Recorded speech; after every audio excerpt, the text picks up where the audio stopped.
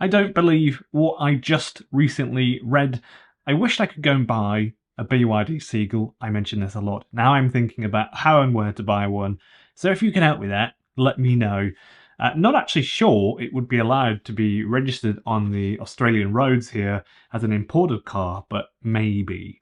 I wonder if it's worth hanging on for a while, because I suspect it will come to Australia in the next couple of years, but I'm not really sure if I will go back to Europe or stay in Australia long term. I don't know. But who knows? I'll go through the new China figures, because you may have seen the news recently that they are doing very, very well. 38% of their vehicles, new vehicle sales, have a plug on them. So some of them are hybrids, of course, not just battery electric vehicles. Thank you for joining me again for today's video. I'm Ben Alexander and I make EV news videos every single day, and I can keep on doing it literally because you all keep coming back and watching my videos, which is really, really nice. And a few people support the channel on Patreon, YouTube memberships, buy me a coffee. Thank you very much to all of you for all of your time that you give to watching my videos. The BYD Seagull, as you know, is a little bit like the Honda Jazz. It's the same size as the Honda Jazz. It has a couple of battery options, both using the LFP Blade battery from BYD, 30 kilowatt hours and 38 kilowatt hours roughly. So I think there's like 30 point something and 38 point something. Both cooled, which is really, really good, properly cooled with the air conditioning. The motor is 55 kilowatts, which is 75 horsepower, which I know seems a bit slow these days, but that's the same sort of power as like a 1.3 petrol 4-cylinder, you know, like a Yaris or a Honda Jazz. It's fine for daily driving, perfectly fine, and it will feel a bit quicker than you would expect, I think, because of the torque. It's electric. I honestly think it's one of the most awesome cars currently for sale, and I can't buy one. So Luke Todd from EV Direct, if you're watching this video, and I know you occasionally do watch my videos, can you please sell me one? So the average consumption for the BYD Seagull is 10.4 kilowatt hours combined. 10.4 kilowatt hours combined, so that's like the average per 100 kilometers. 0 to 62 miles per hour, 0 to 100 k's in 13 seconds, but in reality it's actually under 13 seconds. The weight of the car with the big battery pack is 1,240 kilograms, which is very, very close to the Honda Jazz, or Fit in the US. That's just under 1,100 with oil and a full tank of petrol. So they are very, very scary, similar. All the numbers, height, length, wheelbase, you know, very, very similar.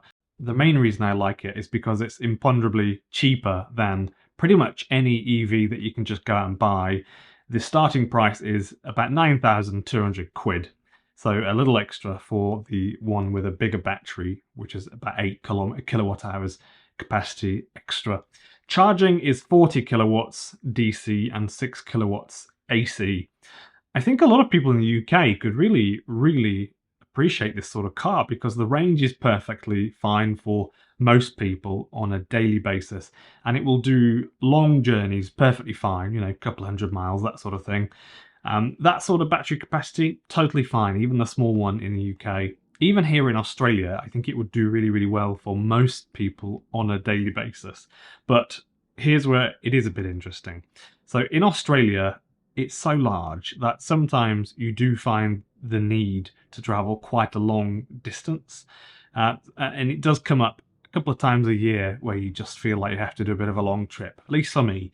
And quite a long way in the UK and quite a long way in Australia mean totally different things. So here in Brisbane, for example, if I drive to Melbourne, I can drive for about 3 days to get there, and you can literally drive for 3 or 4 hours at a time without seeing anything other than fields and bushland. So of course, if you do this a lot, you might want a car like a Model 3 with a bigger range, for example. I'm going to email this video to the boss, Luke Todd, of the company EV Direct. That's the company that import BYD vehicles into Australia, just to try and make a tiny, you know, little dent, try and just show him there's a want for the new BYD Seagull, a small, cheap little EV.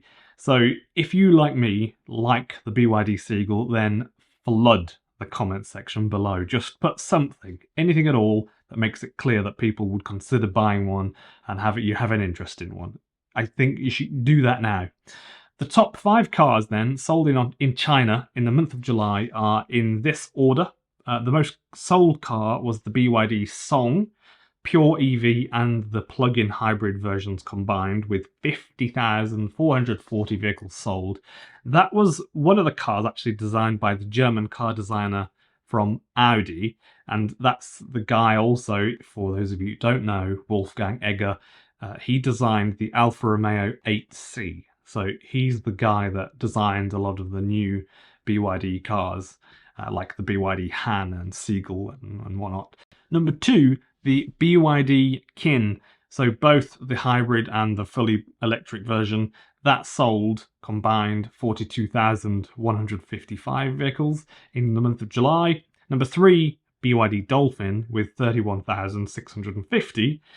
Sold. Number 4, the BYD Seagull with 28,001 sold. So 28,000 BYD Seagulls were purchased. It could have been 28,002 if you would have asked me. And number 5, which was the Tesla Model Y, they sold 24,351 in July. So sometimes I wonder if is it just best to buy like a cheap Mitsubishi i-MiEV and just stick in some more batteries and retrofit some cooling?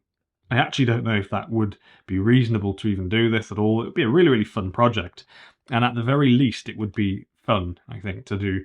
But there are Tesla modules on eBay. I think it was a 52 or 54 kilowatt hour battery pack from a Model 3, $10,000 delivered.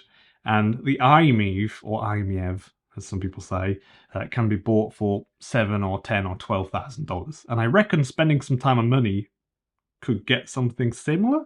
A bit crapper, admittedly, but similar to a BYD Seagull.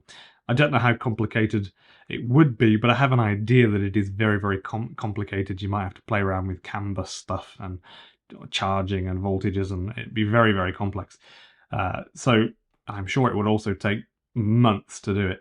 Thank you very much for watching. I hope this video was interesting to you, and thank you for subscribing, remembering to click the like button as well. This shows YouTube that people like my videos. And also remember to consider looking at my links for Patreon, YouTube memberships, buy me a coffee. That literally helps me do these videos on a daily basis. So thank you very much.